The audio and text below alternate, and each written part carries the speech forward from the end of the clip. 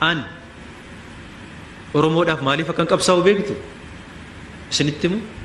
ummanni Oromoo gadi ba'ee hiriiraan akkana simatu yookiin caffeenaa afee akka inni na simatu miti kanaaf miti kanani qabsaa'u saba kanaaf gammachuu sammuu qabaachuudhaaf dhuunfaa koodhaaf mataa kootiif gammachuu sammuu an Lammaa Magarsaa Waaqoo akka ilma Oromoo tokkootti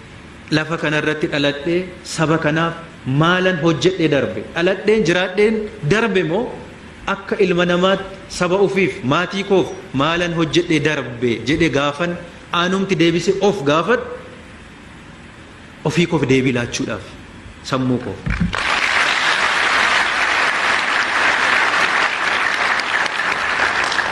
Namaaf hin qabsaa'u. Yoo namni akka warqa amma isin itti walitti dhooftan kanaaf akka namni harka walitti nu rukutuuf akka namni yeroo hunda nuti sagaduudhaaf qabsoofna ta'e gaafa inni nuti sagaduu sana nurraa dhaabu golatti galla hin ta'u sana ta'uun qabu madaalliin keenya takka itoo sin beekinis si jaallata itoo sin beekinis si jibba takka beekees akka baandiraa ganama ol si baase galgalas gadi si buusuu danda'a madaalliin qabsoo keenyaa sana ta'uun nurra hin jiraatu mataa keenyaaf gammachuun sanaan argattan